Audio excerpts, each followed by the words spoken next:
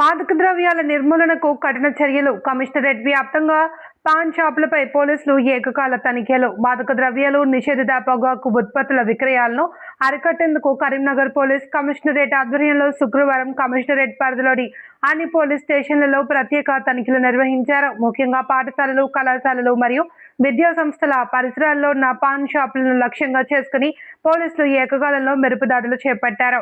ఈ ప్రత్యేక తనిఖీల్లో మొత్తం 99 పాన్ షాపులను పరిశీలించగా నిషేధిత పొగాకు ఉత్పత్తులు, గుట్కా, సిగరెట్లు తదితర వస్తువులను విక్రయిస్తున్న వారిపై తనిఖీల సందర్భంగా Karimnagar police station, Karimnagar 1 town police station పరిధిలో 11 కేసులు, 2 టౌన్ పోలీస్ స్టేషన్ పరిధిలో 13 కేసులు, 3 టౌన్ పోలీస్ స్టేషన్ పరిధిలో 8 కేసులు, కొత్తపల్లి పోలీస్ స్టేషన్ పరిధిలో 3 కేసులు, హుజూరాబాద్ పోలీస్ స్టేషన్ పరిధిలో 8, కేశవపట్నం పోలీస్ స్టేషన్ పరిధిలో 1 కేసు, జమ్మికుంట పోలీస్ స్టేషన్ పరిధిలో 4, వీణవంక పోలీస్ స్టేషన్ పరిధిలో 1, ఇల్లందుకుంట పోలీస్ స్టేషన్ పరిధిలో 3 కేసులు నమోదు చేశారు. మొత్తం 99 పాన్ షాపులను తనిఖీ చేసి నిషేధిత పొగాకు ఉత్పత్తులు, గుట్కా, సిగరెట్లు విక్రయిస్తున్న వారిపై 52 కేసులు నమోదు చేసి చట్టపరమైన చర్యలు చేపట్టారు.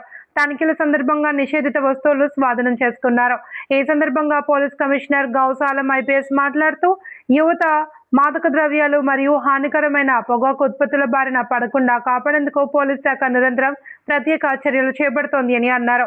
విద్యా సంస్థల పరిసరాల్లో నిషేధిత వస్తువుల విక్రయాన్ని ఎట్టి పరిస్థితుల్లోనూ సహించబోమని హెచ్చరించారు.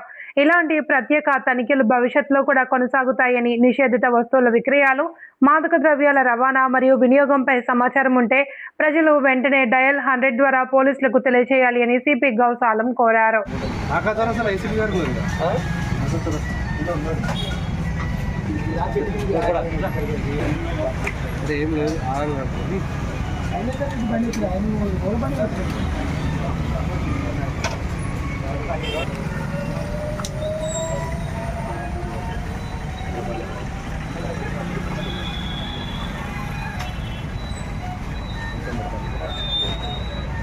కనిపించలేదు.